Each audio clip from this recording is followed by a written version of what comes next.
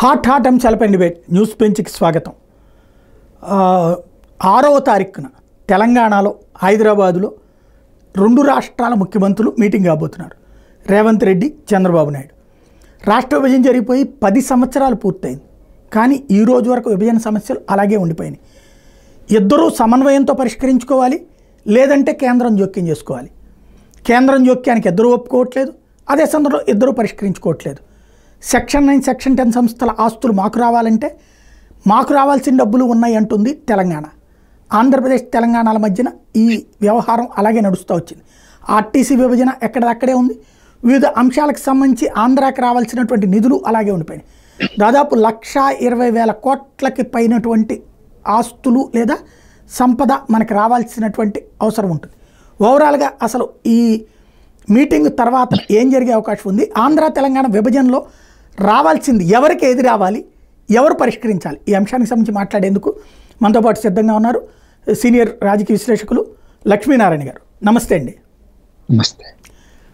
అసలు ఆంధ్ర తెలంగాణ విభజనలో ఎందుకని పూర్తి కాలేదు ఇప్పటిదాకా? సాయి గారు, మీకు ప్రేక్షకులకు నమస్తే. మీరు ప్రస్తావించినట్లు రాష్ట్ర విభజన జరిగి 10 సంవత్సరాలు గడిచిపోయాయి. ఈ 10 సంవత్సరాల గడువు లోపే ఆంధ్రప్రదేశ్ పునర్విభజన చట్టంలో ఉన్నటువంటి అంశాలను పరిష్కరించుకోవాల్సిన బాధ్యత ప్రభుత్వాలపైన ఉన్నది. రాష్ట్ర ప్రభుత్వాలు కానీ కేంద్ర ప్రభుత్వం కానీ దానికి బాధ్యత వహించాలి. ఈరోజు రాజకీయాలలో గుణాత్మకమైనటువంటి మార్పులు వచ్చినాయి. విభజన చేసిన తర్వాత తెలంగాణలో టీఆర్ఎస్ లేదా ఈనాటి బీఆర్ఎస్ అధికారంలో ఉన్నది దాదాపు 10 సంవత్సరాలు. కానీ ఇవాళ రాష్ట్రాన్ని విభజించినటువంటి కాంగ్రెస్ పార్టీనే పార్లమెంటులో ఆంధ్రప్రదేశ్ పునర్వ్యవస్థీకరణ చట్టాన్ని ఆమోదించిన పార్టీనే తెలంగాణలో అధికారంలో ఉన్నది. అలాగే ఆంధ్రప్రదేశ్లో 2014 నుంచి 19 వరకు టీడీపీ, బీజేపీ కలిసిన సంకీర్ణ కూటమి అధికారంలో ఉండింది. ఇప్పుడు మళ్ళీ కూడా కొత్తగా టీడీపీ, బీజేపీ, జనసేన సంకీర్ణ కూటమే అధికారంలో ఉన్నది. బీజేపీ నేతృత్వంలోని ఎన్డీఏ కూటమే ఢిల్లీలో అధికారంలో ఉన్నది. బీజేపీ కూడా పార్లమెంటులో రాష్ట్ర విభజనను సమర్థించింది. దాని పర్యవసానంగానే రాష్ట్రం విభజించబడింది. ఈ మాటలు ఎందుకు చెప్తున్నానంటే, ఈరోజు కాంగ్రెస్ పార్టీ తెలంగాణలో అధికారంలో ఉన్న పార్టీ కానీ కేంద్రంలో అధికారంలో ఉన్నటువంటి బీజేపీకి కానీ అవి రెండూ కూడా జాతీయ పార్టీలు. రాష్ట్ర విభజన చట్టాన్ని ఆమోదించడంలో ప్రధాన భూమిక పోషించినటువంటి పార్టీలు. ఈ విభజన చట్టంలో ఉన్నటువంటి అంశాల అమలు బాధ్యత వాళ్ళపైన ఉన్నది అని చెప్పి గుర్తు చేయడం కోసమే నేను ఈ ప్రస్తావనలు చేశాను. ఈ మారినటువంటి ఈ రాజకీయ పరిస్థితుల్లో ఇవాళ ఆంధ్రప్రదేశ్ రాష్ట్ర ముఖ్యమంత్రి చంద్రబాబు నాయుడు గారు, అలాగే తెలంగాణ ముఖ్యమంత్రి రేవంత్ రెడ్డి గారు సమావేశం కాబోతున్నారు. చొరవ చంద్రబాబు నాయుడు గారి తీసుకుని ఉత్తరం రాయడం, దానికి సానుకూలంగా రేవంత్ రెడ్డి గారు స్పందించడం, సమావేశానికి రంగం సిద్ధమైంది. సమస్యలు అత్యంత కీలకమైనటువంటివి. ఒక 2-3 రంగాలకు సంబంధించిన సమస్యలు ఉన్నాయి. ఆంధ్రప్రదేశ్ పునర్విభజన చట్టం 2014 చట్టంలో షెడ్యూల్ 9, షెడ్యూల్ 10, షెడ్యూల్ 11 ఇవి చాలా ముఖ్యమైనటువంటివి 2 రాష్ట్రాలకు సంబంధించి. షెడ్యూల్ 9లో 89 కార్పొరేషన్లు కానీ కంపెనీలు కానీ ఉమ్మడి ఆంధ్రప్రదేశ్ ప్రభుత్వం నెలకొల్పి నిర్వహిస్తున్నటువంటి కంపెనీలు, కార్పొరేషన్లు ఉన్నాయి. వాటి ఉమ్మడి ఆస్తి విలువ ఒక అంచనా వేస్తున్న దాని ప్రకారం 1,40,000 కోట్ల రూపాయల వరకు ఉన్నదని నిపుణులు చెప్పారు. అలాగే షెడ్యూల్ 10లో ఉన్నటువంటి సంస్థలు 107 సంస్థలు, అవన్నీ కూడా శిక్షణా సంస్థలు, విశ్వవిద్యాలయాలు, విద్యా సంస్థలు. ఉదాహరణకి పద్మావతి యూనివర్సిటీ, ద్రవిడ యూనివర్సిటీ, అంబేద్కర్ ఓపెన్ యూనివర్సిటీ, మర్రి చెన్నారెడ్డి మానవ వనరుల సంస్థ, ఇలాంటివన్నీ ఇంటర్మీడియట్ లేకపోతే హైయర్ ఎడ్యుకేషన్ సంబంధించి విద్యా సంస్థలు ఉన్నాయి. వాటి ఆస్తుల విలువ బ్యాంకుల్లో ఉన్నటువంటి నగదు నిల్వలు కావచ్చు, ఫిక్స్డ్ డిపాజిట్లు కావచ్చు, లేదా భూములు, కార్యాలయాలు, వాటి విలువ మరో 50,000 కోట్ల రూపాయలు. రెండు కలిపితే రమారమే ఒక 2 లక్షల కోట్ల రూపాయల విలువ ఉంటుందని అంచనా వేశారు. వాటిని పంచుకోవాలి, 2 రాష్ట్రాల మధ్య జనాభా ప్రాతిపదిక పైన పంపిణీ చేసుకోవాలి. చట్టంలో ఒక చిన్న లాజిక్ లేనటువంటి అంశాన్ని కూడా పెట్టారు ఒకదానికి సంబంధించి. ఏ ఆస్తులు ఏ గడ్డ పైన ఉంటే వాళ్ళకేనని. అది సుప్రీంకోర్టు తిరస్కరించింది.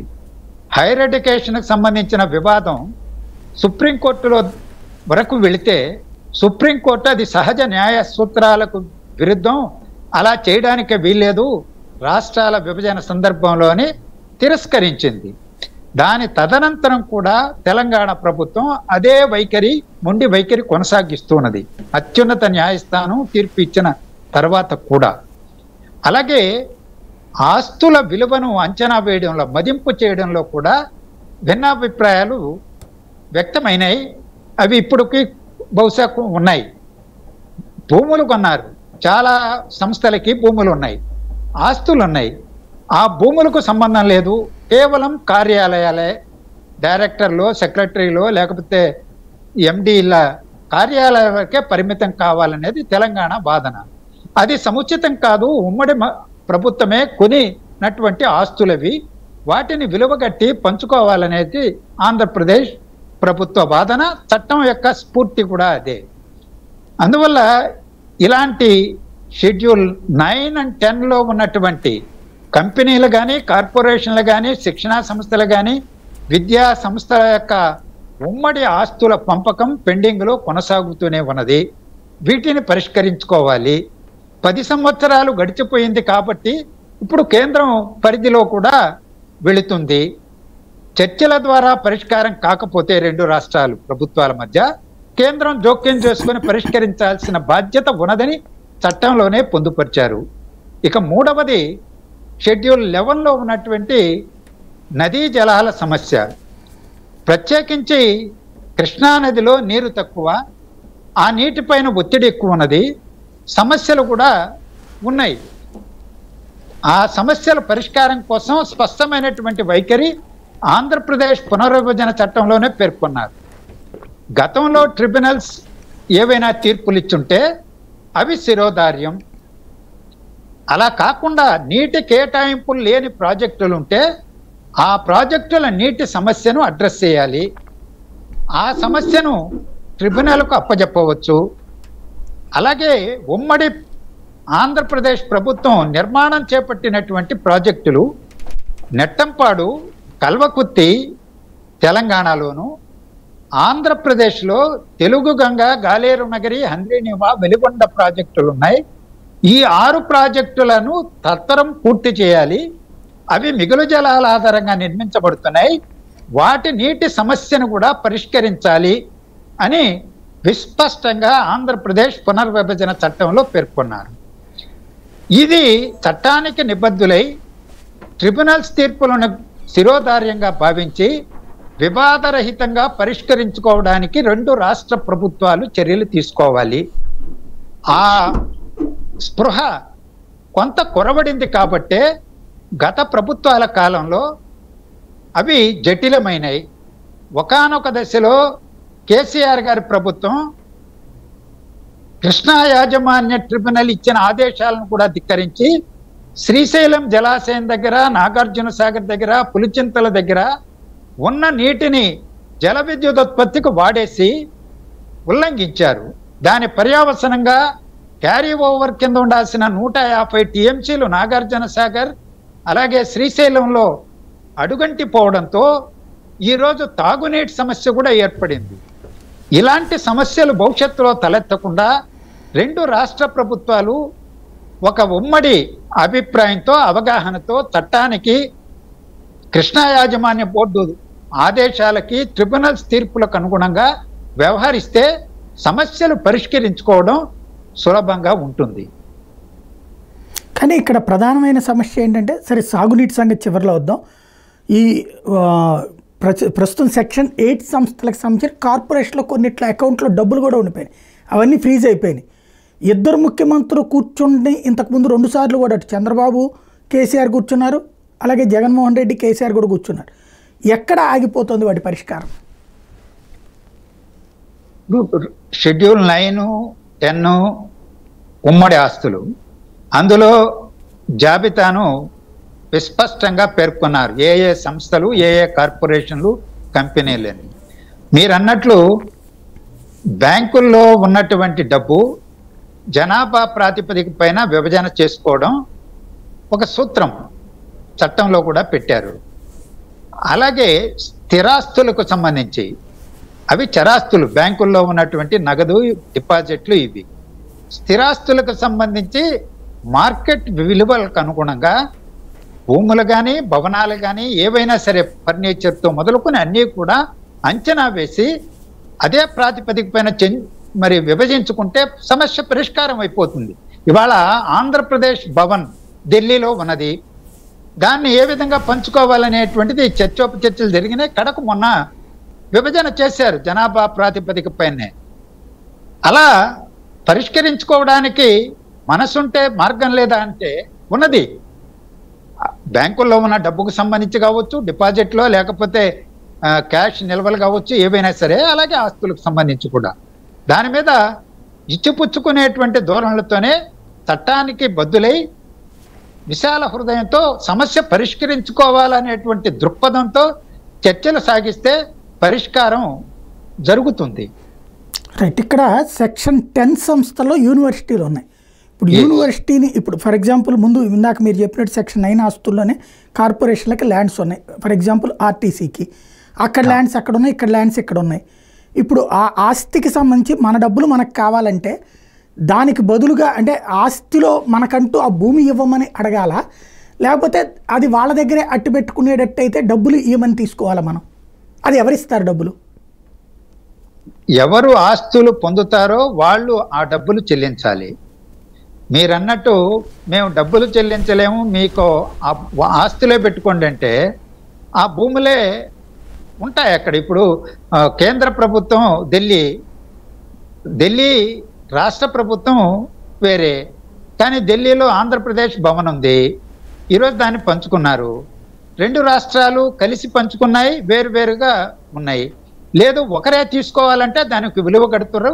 ఆ విలువ ప్రకారం ఇవ్వాల్సినటువంటి డబ్బు అది ఆంధ్రప్రదేశ్ ప్రభుత్వమైనా తెలంగాణ ప్రభుత్వమైనా చెల్లించాలి. అలాగే ఆంధ్రప్రదేశ్లో కూడా పద్మావతి విశ్వవిద్యాలయం ఉన్నది, అది తిరుపతిలో ఉంది. లేకపోతే ద్రవిడ యూనివర్సిటీ కుప్పంలో ఉంది. అక్కడికి పోయి వాళ్ళకు ఒకవేళ వాటా వచ్చినా తెలంగాణ ప్రభుత్వం అక్కడేం చేయలేదు కదా. ఆ వాటాకు సంబంధించినటువంటి విలువను లెక్క కట్టాలి. ఆ మేరకు తెలంగాణ ప్రభుత్వానికి ఆంధ్రప్రదేశ్ ప్రభుత్వం చెల్లించాలి. అలాగే మానవ వనరుల అభివృద్ధి సంస్థ హైదరాబాద్లో ఉంది, దానికి విలువ కడతారు. దాంట్లో మేము డబ్బులు కట్టము, అది మీరు కూడా ఉపయోగించుకోవచ్చు, ఇదే ఈ భాగం మీకు అని ఇస్తే అది వేరే విషయం. అలా కాకుండా మాకే కావాలని తెలంగాణ అనింది అనుకోండి, దానికి విలువ కడతారు, ఆ విలువ ఆంధ్రప్రదేశ్ ప్రభుత్వానికి చెల్లించాలి. సో ఈ విధమైనటువంటి రీతిలోనే పరిష్కారం వస్తుంది. ఆస్తి పంపకాలు అంతే కదా జరిగేది. కరెక్టే. కాకపోతే ప్రభుత్వాల మధ్యన ఆస్తి పంపకాలు ఫస్ట్ టైం కాబట్టి వస్తున్న సమస్య అనుకుంటుంది. ఇప్పుడు ఫర్ ఎగ్జాంపుల్ అక్కడ వాళ్ళేమో డబ్బులు ఇచ్చే పరిస్థితిలో లేరు, భూమి ఇస్తే తీసుకుంటారా, భూమి ఇస్తారా అసలు వాళ్ళు? అది చర్చల్లో ఉభయ రాష్ట్రాల ముఖ్యమంత్రులు, అధికారులు వీళ్ళందరూ కలిసి ఉమ్మడిగా ఆలోచించి పరిష్కార మార్గంలో ఒకటిగా దాన్ని ఎంచుకోవాలి. ముందు పంపకం జరిగితే ఆ ఆస్తే పెట్టుకుంటారా, దానికి తగ్గ విలువను నగదు రూపంలో తీసుకుంటారా, ఇవన్నీ కూడా తర్వాత, ముందు పంపకం ఇన్ ప్రిన్సిపల్ వాటి వాటి విలువెంత, వాటిని ఏ తామాషాలో పంచుకోవాలి. ఆ మొదటి దశ దాటితే తర్వాత రెండవ దశలో నగదు రూపంలో తీసుకుంటారా, ఏ ప్రభుత్వం ఎంత చెల్లించాలి. ఎందుకంటే మొత్తం అన్ని ఆస్తులు విభజన జరిగినప్పుడు కొన్ని ఆంధ్రప్రదేశ్లో పరిమితంగానే ఉన్నాయి, ఎక్కువ భాగం తెలంగాణలోనే ఉన్నాయి. ఆంధ్రప్రదేశ్ ప్రభుత్వం ఆర్థిక పరిస్థితులు అందరికీ తెలిసిందే. రెండవది, ఆ సంస్థలన్నింటినీ ఇక్కడ మళ్ళా నిర్మించుకోవాలి. తెలంగాణ ప్రభుత్వానికి ఆస్తిగా రావడంతో పాటు మళ్ళా వాటిని నిర్మించుకోవాల్సిన అవసరం లేదు. కానీ ఆంధ్రప్రదేశ్ ప్రభుత్వం వాటన్నింటినీ కార్పొరేషన్లు కానీ లేకపోతే కంపెనీలు కానీ నిర్మించుకోవాలన్నప్పుడు డబ్బు కావాలి. ఆంధ్రప్రదేశ్ ఆర్థిక పరిస్థితి దానికి సహకరించకపోవచ్చు. అందువల్ల డబ్బు రూపంలోనే మేము ఇస్తే మేము మళ్ళా నిర్మించుకోవాలి కదా అని ఆంధ్రప్రదేశ్ ప్రభుత్వం అడగడం సహజమే. ఏదేమైనా ఇవన్నీ కూడా తేలాల్సింది ఈ ఉభయలు కూర్చొని చర్చించుకునేటువంటి చర్చల్లో భాగంగా పరిష్కారం కావాలే కానీ మరో మార్గం లేదు కదా. రైట్. ఈ సెక్షన్ 10 సంస్థల్లో యూనివర్సిటీలు ఇవి ఉన్నాయి. వీటిట్లలో ఒక యూనివర్సిటీ మీరు తీసుకోండి, ఒక యూనివర్సిటీ మేము తీసుకుంటాం లాంటి అవకాశం ఏమైనా ఉంటుందా? అట్లా ఒప్పుకుంటారా? ఇవాళ తెలుగు యూనివర్సిటీ ఉంది, హైదరాబాద్ బేస్డ్గా ఉంది. వాళ్ళు తెలుగు యూనివర్సిటీని తెలంగాణ యూనివర్సిటీగా కొనసాగిస్తున్నారు. అలాగే పొట్టి శ్రీరాములు గారి పేరుతో ఇక్కడ తెలుగు యూనివర్సిటీని ఏర్పాటు చేసుకోవడం జరిగింది. ఇక్కడ మా ఆంధ్రప్రదేశ్లో అది నడుస్తూ ఉంది. అంబేద్కర్ ఓపెన్ యూనివర్సిటీలో కూడా ఉమ్మడి ఆస్తి పంపకాలు జరగలేదు, కానీ వాళ్ళు వేరుగా కొనసాగించుకుంటున్నారు. ఆంధ్రప్రదేశ్ కూడా వేరుగా కొనసాగించుకుంటున్నది. ద్రవిడ యూనివర్సిటీని వాళ్ళు వాటా అడిగి ఇక్కడొచ్చి మేము ఉంటామని లేదు. పద్మావతి యూనివర్సిటీ అలా ఉండదు. అలాగే ఇన్స్టిట్యూషన్ వారిగా చర్చ జరిగినప్పుడు దానికి ఏ పరిష్కారం తీసుకోవాలనేటువంటిది పరిష్కారం లభిస్తుంది. అంతేకాని మనం గుందుగుత్తగా అన్నింటికీ ఒకే పరిష్కారం నడవదు. ఉదాహరణకి నిజాం షుగర్ ఫ్యాక్టరీ కూడా ఆ కంపెనీల్లో ఒకటి. నిజాం షుగర్ ఫ్యాక్టరీ ఏమో నిజాం కాలంలో కట్టిందంటారు, నిజమే. దాని తర్వాత అభివృద్ధి చేయడానికి వాటన్నింటినీ నిర్వహించడానికి వెచ్చించిన డబ్బు ఉంది కదా, వాటికి సంబంధించింది అని చర్చ నడుస్తుంది. కానీ చర్చల్లో ఒకటి తేలుతుంది, ఎంతవరకు ఉమ్మడి ఆంధ్రప్రదేశ్ ప్రభుత్వం వెచ్చించింది, దాని విలువ ఇప్పుడు ఎంత, ఏ రూపంలో పంచుకోవాలి. నిజాం షుగర్ ఫ్యాక్టరీలో వాటా ఇప్పుడు ఆంధ్రప్రదేశ్ ప్రభుత్వం కొనసాగిస్తుందా లేదా అని తర్వాత విషయం. ఈరోజు కృష్ణపట్నం ఓడరే ఉంది, అక్కడ తెలంగాణ వాటా కావాలని మొదట చెప్పారు విద్యుత్ ప్లాంట్లో. తర్వాత వాళ్ళు మాకు అవసరం లేదులే మేము వదిలేస్తాము అని బకాయి పెట్టుకున్నారు. అంటే చర్చల ద్వారా, అది విద్యా సంస్థ అయినా కార్పొరేషన్ అయినా కంపెనీ అయినా ఇండివిజువల్గా ప్రతి యూనిట్ పైన చర్చ జరగాలి, ఆస్తి విలువెంతో తేలాలి, పరిష్కార మార్గాన్ని ఎంచుకోవాలి. నగదు చెల్లిస్తారా, వాటానే ఉంచుకుంటారా, ఉంచుకోవడానికి హేతుబద్ధత ఉన్నదా లేదా, అది ఉపయోగమా లేదా, అక్కడికక్కడ చర్చ రూపంలో పరిష్కారం కావాలి.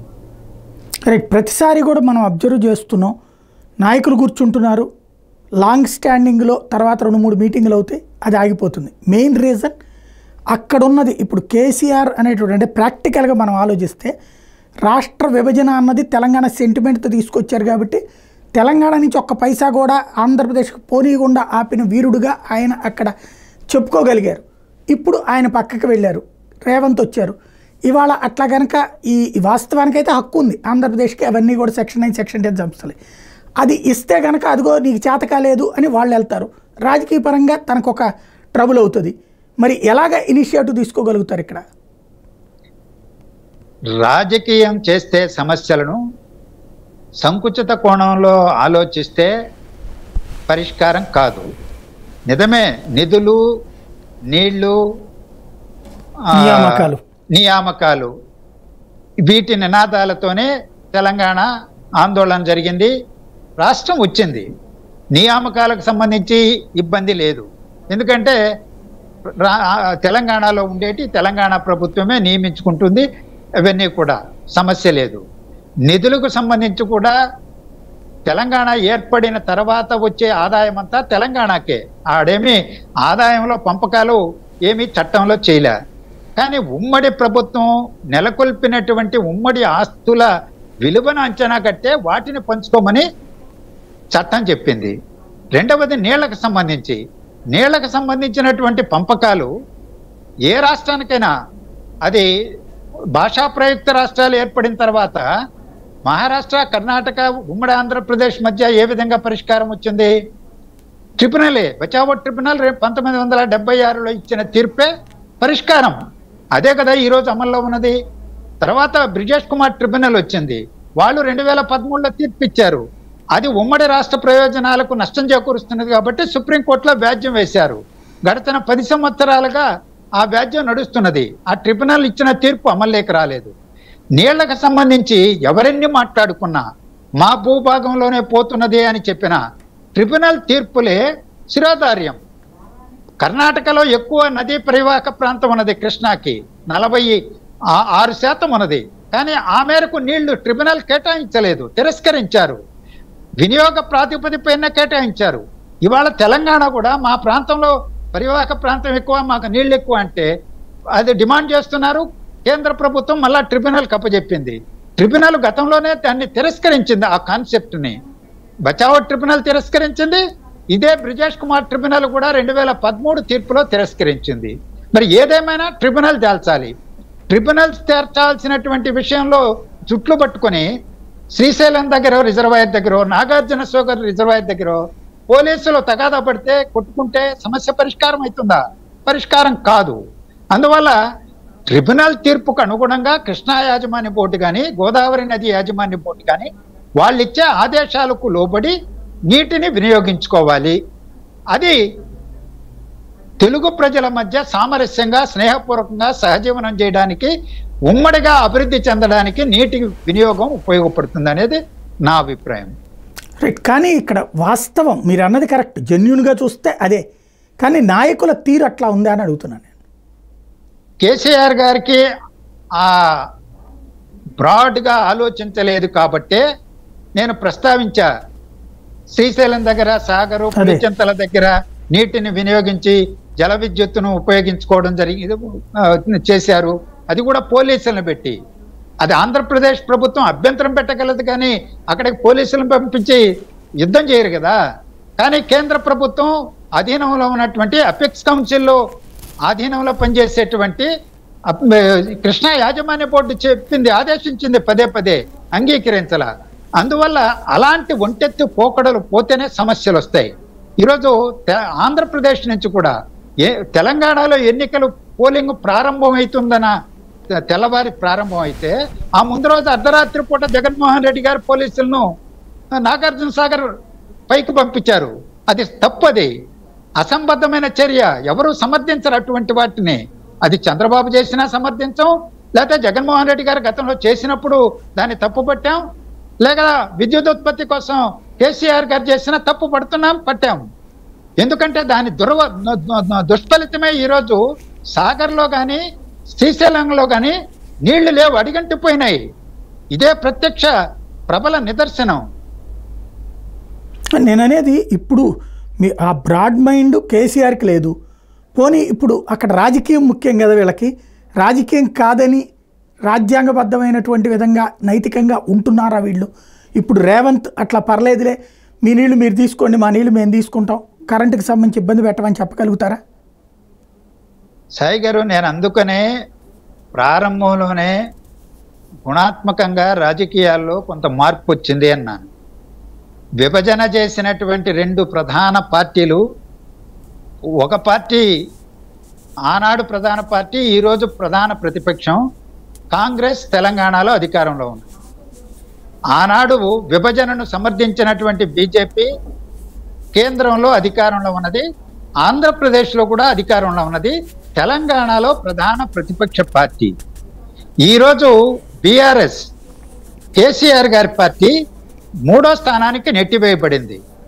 ఈరోజు 2 ప్రధాన జాతీయ పార్టీలు, అలాగే ఆంధ్రప్రదేశ్లో అధికారంలో ఉన్న ప్రాంతీయ పార్టీలు రెండు ఎందుకంటున్నా అంటే టీడీపీ, జనసేన, వీళ్ళు సామరస్యంగా సమస్యలు పరిష్కరించుకున్నారనుకోండి, 2 రాష్ట్ర ప్రజల యొక్క ప్రయోజనాలని, భవిష్యత్తును దృష్టిలో పెట్టుకొని కేసీఆర్ గారి పార్టీ పక్కదారిని పట్టించాలన్నా, అపసవ్యంగా మాట్లాడినా ప్రజలు అంగీకరిస్తారని నేను అనుకోను. లేదా వైఎస్ఆర్సీపీ రంధ్రాన్వేషణ చేసి ఏదైనా చేసినా, విమర్శలు చేసినా ప్రజలు దాన్ని స్వీకరిస్తారని నేను అనుకోను. రైట్. ఇక్కడ ఉద్యమాల నుంచి వచ్చినటువంటి ఆ వేడి కదా, నీళ్ల విషయంలో కానీ ఇట్లాంటి వాటిలో అక్కడ ప్రజలు అంగీకరిస్తారా ఏదైనా నిర్ణయం తీసుకుంటే? పర్లేదు, మనం అప్పట్లో అయితే కనుక కేసీఆర్ గారు అంటుండేవాళ్ళు, ఆంధ్ర వాళ్ళకి కనుక ముళ్ళు గుచ్చుకుంటే పంటితో తీస్తానని. ఆ తర్వాత జరిగిన పరిణామాలు చూసాం, నీళ్ళకి సంబంధించి ఎదురైనటువంటి అంశాలు. ఇప్పుడు అట్లాంటి ధైర్యంగా నిర్ణయం తీసుకుని ఎవరి లెక్కలు వాళ్ళని చూసుకుందాం అనేటటువంటి స్థితి ఉంటుందా? ఇప్పుడు ఇక్కడ ధైర్య సాహసాలు ముఖ్యమైనటువంటివి కాదని నా అభిప్రాయం సాయి గారు. చట్టాలు ట్రిబ్యునల్ తీర్పులే. చట్టాలు భారత ప్రభుత్వం విభజన చట్టం చేసింది, పార్లమెంట్ చేసింది, రాష్ట్రాన్ని విభజించారు. తెలంగాణకు రాష్ట్రం వచ్చింది కదా. ఆంధ్రప్రదేశ్ ప్రజలు వ్యతిరేకించినంత మాత్రాన ఈరోజు ఆగిందా? తెలంగాణ ఏర్పడలేదా?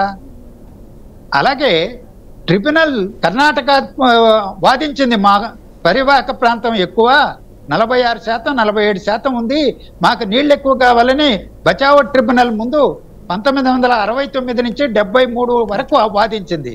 అది తిరస్కరించారు, తీర్పు ఇచ్చేశారు. వాళ్ళకేమీ నీళ్లు ఆ పద్ధతిలో ఇవ్వలేదు.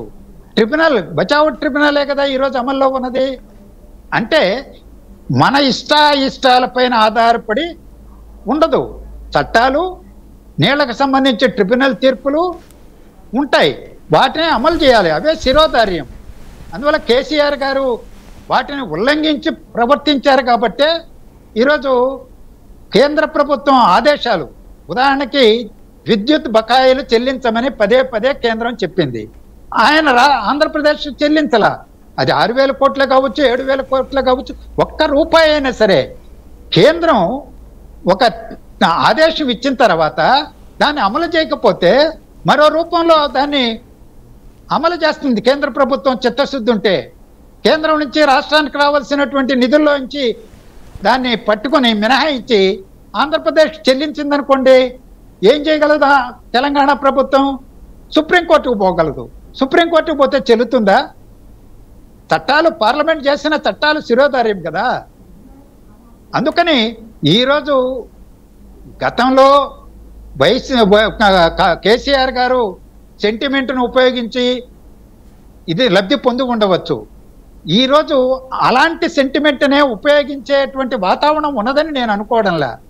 అదే సెంటిమెంట్ ఉంటే మొన్న నాగార్జున సాగర్ మీదకి పోలీసులు పంపించింది జగన్ ప్రభుత్వం. తెల్లవారికే ఎన్నికలు, పనిచేయలేదే. రైట్. ఇక్కడ ఈవేళ ఉన్న పరిస్థితుల్లో నిధులు, మీరు అన్నట్టు ఆంధ్రాకి నిధులు కొరత ఉంది, తెలంగాణకి నిధులు కొరత ఉంది, వాళ్ళకి అప్పుల్లోనే ఉన్నారు. ఇవాళ డబ్బులు పంపిణీ అన్నటువంటిది సాధ్యమవుతుందా?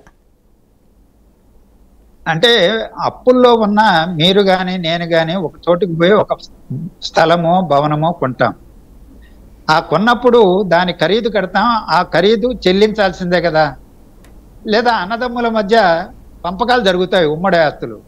పంపకాలు జరిగిన తర్వాత ఎవరో ఒకరు చెల్లించాలి, నగదో ఇంకోటో. అలా చెల్లించకుండా నేను అప్పుల్లో ఉన్నాను కాబట్టి నేను కట్టలేను అని అనలేరు కదా. అందువల్ల అలా కట్టలేనన్నప్పుడు ఆస్తుల్లో వాటా ఇచ్చేయమంటారు. ఆ భూములో, భవనాలో మాకే ఇచ్చేయమంటారు, రాసేయమంటారు. అంతే కదా. ఇదైనా అంతే. అట్లా ఇచ్చే అవకాశం ఉంటుందా ఇప్పుడు ఆంధ్రాకి? ఇదిగో ఈ బదులుగా ఇది ఇస్తాము అనేది అట్లాంటి అది చర్చల్లో తేలాల్సిన అంశం.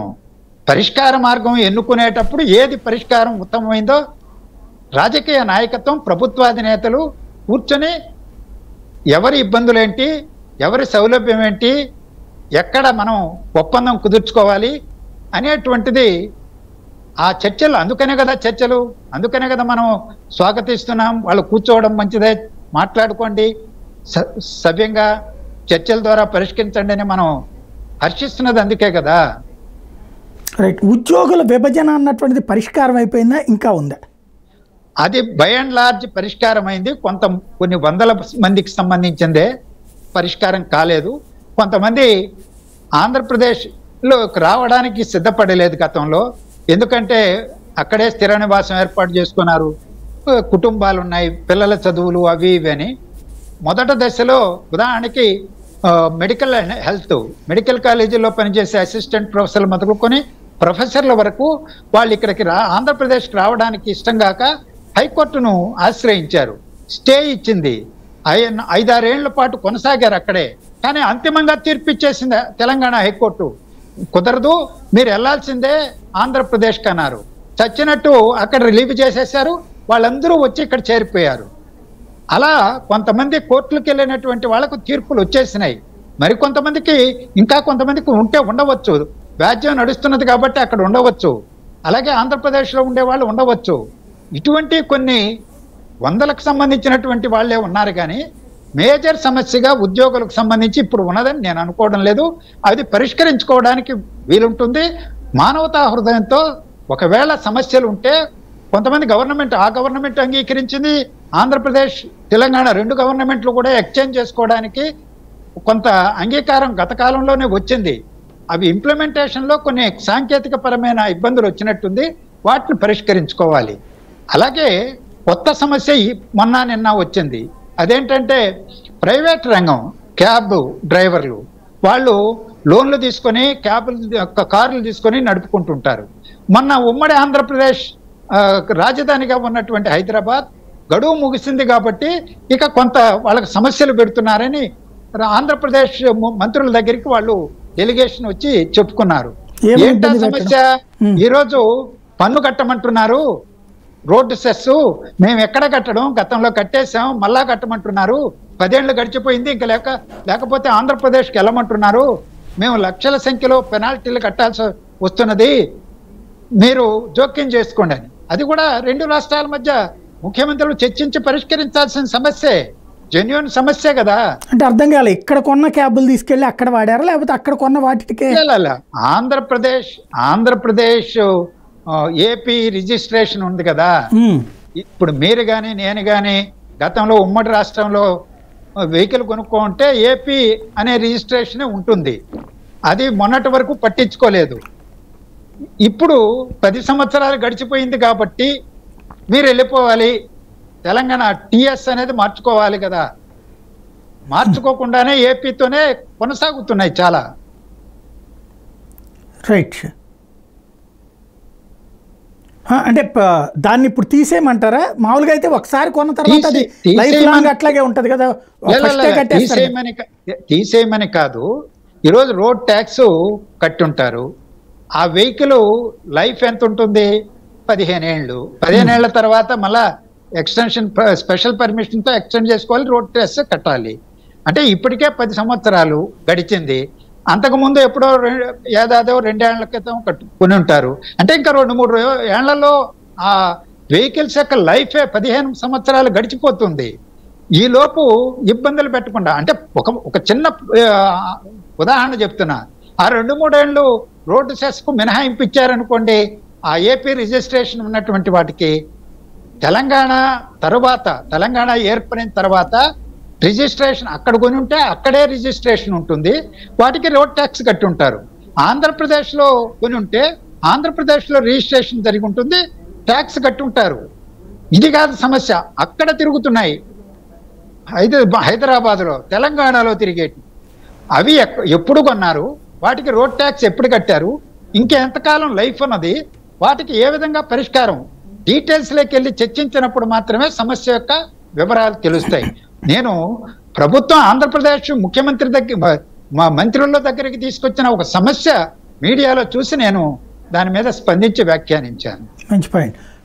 ఇప్పుడు ముఖ్యమంత్రి ఇద్దరు కూర్చున్నాక ఇది అధికారుల స్థాయి చర్చలు ఏమైనా జరుగుతాయి అన్నటువంటి నమ్మకం ఏమైనా ఉందా? తప్పనిసరిగా. ఈరోజు ప్రాథమికంగానే 2 ప్రభుత్వాలు కొత్తవే.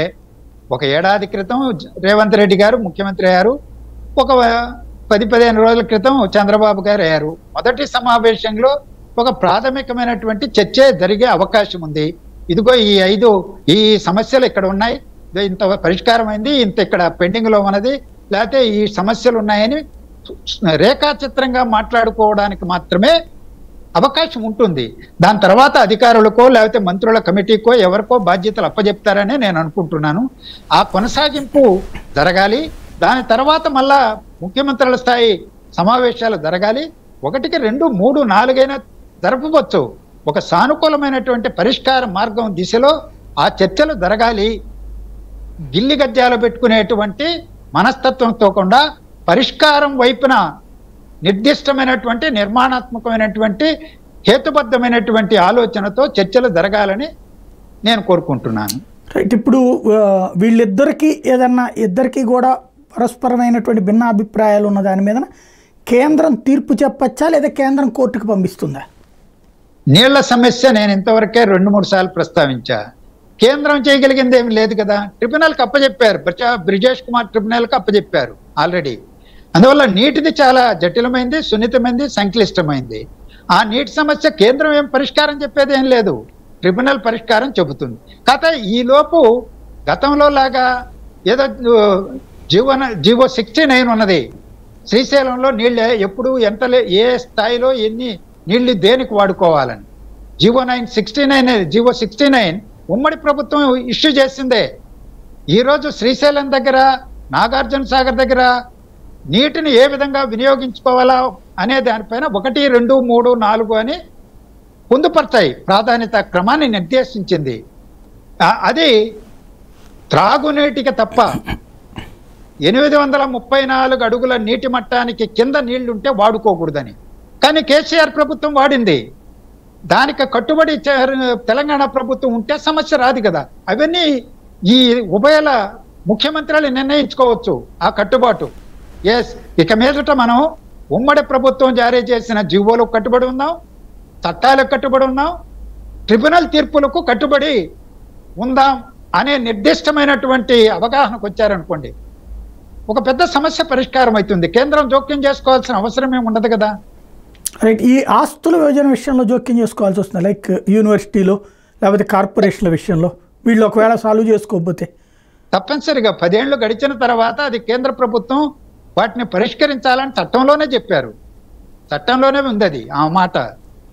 2 రాష్ట్రాల మధ్య సామరస్యంగా పరిష్కారం కాకపోతే 10 ఏళ్ల తర్వాత కేంద్ర ప్రభుత్వం జోక్యం చేసుకోవాలి, పరిష్కరించాలని చెప్పారు. అందులోని చట్టంలో ఉన్నటువంటి అంశాన్నే తప్పనిసరిగా అమలుకు చేసుకోవాలి. అంటే కేంద్రం ఆదేశాలు ఇస్తుందా లేదా వేరే వ్యవస్థ పెడితే? ఇప్పుడు షీలా బీడే కమిటీ ఇంత ముందు నివేదిక ఇచ్చింది, కానీ అది ఆచరణలోకి రాలేదు కదా. తలాడించేటువంటి రాష్ట్ర ప్రభుత్వాలు ఉన్నప్పుడు, రాజకీయాలు ముందుకు వచ్చినప్పుడు బీజేపీ కూడా కేంద్రంలో ఉన్నది. మాకు తెలంగాణలో నష్టం జరుగుతుందేమో ఎన్నికల్లో, అందుకని అమలు చేయలేదు. ఈరోజు అందుకనే బ్రిజేష్ కుమార్ ట్రిబ్యునల్కి నీటి సమస్యను కూడా అప్పచెప్పారు, ఏదో లబ్ధి పొందుదామని. తెలంగాణలో రాజకీయ లబ్ధి పొందేటువంటి కుచిత బుద్ధి పాలకులకు ఉండకూడదు. అది రాష్ట్రంలో ఉన్నా కేంద్రంలో ఉన్నా. చట్టాలే శిరోధార్యం, చట్టాల్లో సవరణలు చేయండి. మీకు కావాలంటే పార్లమెంట్ చేసిన ఆంధ్రప్రదేశ్ పునర్విభజన చట్టానికి సవరణ చేయండి. చట్టం ఏం చేయాలో ఉందో చట్టాన్ని అమలు చేయండి. దానికి రాజకీయాలకు ముడిపెట్టి ఎన్నికల రాజకీయాలు, ఓటు బ్యాంకు మనస్తత్వంతో ఆలోచిస్తే భారతదేశం అరాచక పాలనకే దారితీస్తుంది. అది ప్రజాస్వామ్యం ఏ విధంగా అవుతుంది? రాజ్యాంగబద్ధ పాలన ఏ విధంగా అనుకుంటారు ప్రజలు? రైట్. ఫైనల్గా గతంలో చూస్తే 2 సార్లు కూడా ముఖ్యమంత్రుల మీటింగ్లు అయినాయి, అది కొన్ని రోజులు ఫోటోలకు పరిమితమైనాయి. ఒక్క సమస్య పరిష్కారం అయిన దాఖలా లేదు, ఒక్క ప్రభుత్వ ఉద్యోగుల సమస్య తప్పించి. ఈ దఫా నమ్ముతున్నారా? సాయి గారు ఎందుకు పరిష్కారం కాలేదు? కొన్ని అయినాయి కదా. ఈరోజు కేసీఆర్ గారు సెక్రటేరియట్ లో ఉన్నటువంటి ఆంధ్రప్రదేశ్ భవనాలని స్వాధీనం చేయమన్నారు, భవనాలని హైదరాబాద్ లో ఉండేటి. జగన్మోహన్ రెడ్డి గారు బేషరతుగా ఆయన అడగడం, ఈయన ఇచ్చేయడం. దాని తర్వాతనే కదా సెక్రటేరియట్ పాత భవనాలను కూలగొట్టి కొత్త భవనాలు నిర్మించుకున్నది. అది ఆంధ్రప్రదేశ్ ప్రభుత్వం సహకరించబట్టే కదా కొత్త సెక్రటేరియట్ భవనాలు నిర్మించబడ్డాయి. దానికి అట్టించేం రాలేదు కదా. అట్టించే పుచ్చుకుంటే వాయిదా ఉంది కానీ పుచ్చుకుంటే ఇప్పుడు ఒక ఉదాహరణ చెప్పా, మనసుంటే మార్గం లేదా అని. వాళ్ళ పరిష్కరించాలని అంటే అందువల్ల అప్పుడు ఎదుర్కొన్నాడు కదా జగన్మోహన్ రెడ్డి గారు. ఎందుకు కేసీఆర్ కు లొంగిపోయి వాటిని రాసిచ్చొచ్చేసారని. ఈరోజు అదే వైవి సుబ్బారెడ్డి గారు, వైఎస్ఆర్సీపీ నాయకులు ఏం చెప్తున్నారు? ఉమ్మడి ఆంధ్రప్రదేశ్ రాజధాని ఉన్నప్పుడు హైదరాబాద్ ఉంది, దాని 10 ఏళ్ళు గడిచిపోయింది, దాన్ని ఎక్స్టెండ్ చేయండి అని అడుగుతున్నారు. ఎక్స్టెండ్ చేయండి అని. ఎవరు ఎక్స్టెండ్ చేయాలి? ఎలా ఎక్స్టెండ్ చేస్తారు? విభజన చట్టంలోనే 10 ఏళ్ళని గడువు పెట్టేశారు. 10 ఏళ్ళు అయిపోయింది. ఆ 10 ఏళ్ల తర్వాత కొనసాగాలంటే విభజన చట్టానికే సవరణ కావాలి. అది అదే సవరణ ఇప్పుడు ఇది ఇవ్వలేదు చేయాల్సిన కాబట్టి పార్లమెంట్, ఇది లోక్సభ, ఇచ్చేదాకా రాజ్యసభ. అని మరి అంటే పార్లమెంట్ సభ్యులుగా ఉన్నటువంటి వైవి సుబ్బారెడ్డి గారు వాళ్ళే కదా అందరూ 11 మంది రాజ్యసభ సభ్యులు, 22 లోక్సభ సభ్యులు ఉన్నది మొన్నటి వరకు. ఎన్నికలకు ముందు చట్టానికి ఆనాడు సవరణ చేయించుంటే కొనసాగేది కదా. అంతా అయిపోయిన తర్వాత చేతులు కాలినా కాకులు పట్టుకున్నట్టు ఈ రోజు దాన్ని ఎక్స్టెండ్ చేయమంటారు. ఇప్పుడు సెక్షన్ 9 సెక్షన్ 10 సంస్థలు ఏమీ తేల్చలేదు, అది తేలేదాకా అన్నది ఈ పాయింట్ ఎక్స్టెన్షన్ అన్నటువంటిది. అట్లాగే ఏమన్నా సాధ్యం అవుతుంది సాయి గారు? అది ఎక్కడ జరగాలి? చట్టంలో, ఆంధ్రప్రదేశ్ పునర్విభజన చట్టంలో 10 ఏళ్ళు ఉమ్మడి రాజధాని అని అన్నారు. ఆ చట్టానికి సవరణ చేయకుండా దాన్ని కొనసాగించడం సాధ్యం కాదు కదా, చట్టం కదా. ఇప్పుడు అందులో విభజన చేయమని కూడా ఉంది కదా, చట్టంలో చేయలేదు కదా.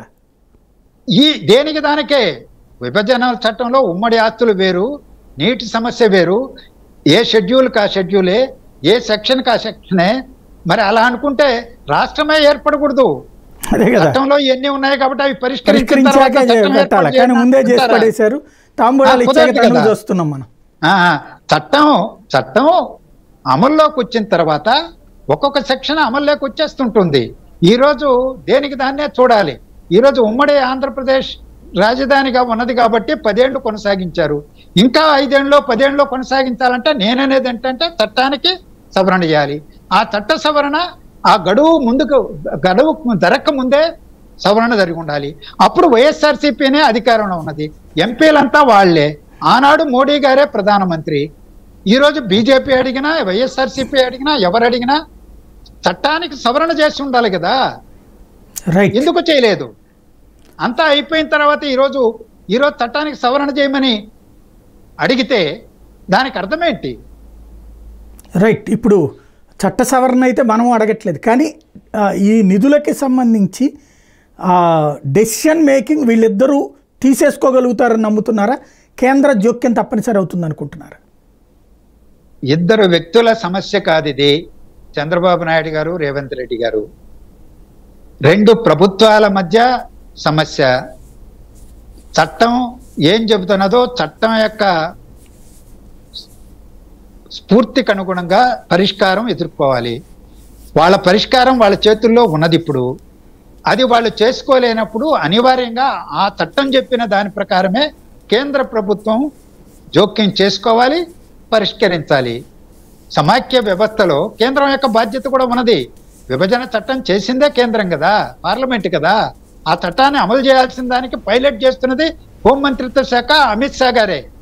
అందువల్ల దాంట్లో ఉన్న ప్రతి అంశాన్ని అమలు చేయాల్సిన బాధ్యత కేంద్ర ప్రభుత్వంది. మరి జోక్యం అంటామా? ఇది బాధ్యత అంటాను నేను. Right. Thank you very much Lakshminarayana గారు. ఇది పరిస్థితి. ఓవరాల్గా అయితే విభజన చట్టం అన్నటువంటిది ఏనాడో వచ్చింది, విభజన జరిగి 10 ఏళ్ళు అయిపోయింది, చట్టం కాలపరిమితి ముగిసింది. కాకపోతే ఇంతవరకు పరిష్కారం కాల. ముఖ్యమంత్రులు మారారు, ఇప్పటికైనా పరిష్కారం లభిస్తుందా? ఎందుకంటే తెలంగాణలో కేసీఆర్ కాకుండా రేవంత్ వచ్చారు కాబట్టి ఓ నమ్మకం. అదే సందర్భంలో ఆయనకి ఎదురయ్యేటటువంటి చిక్కులు. అలాగే చంద్రబాబు రెండోసారి ఎన్నికయ్యారు రాష్ట్ర విభజన తర్వాత. ఎవరు తగ్గాలి, ఎవరు నెగ్గాలి అన్నది కాకుండా ఇద్దరం కలిసి నెగ్గుదాం అనేటటువంటి ఆలోచన చేస్తే అద్భుతం. అలా సాగడానికి ఎంతవరకు అవకాశం ఉందన్నదే అందరూ ఆసక్తిగా చూస్తున్నారు ఇద్దరు ముఖ్యమంత్రుల సమావేశం మీద.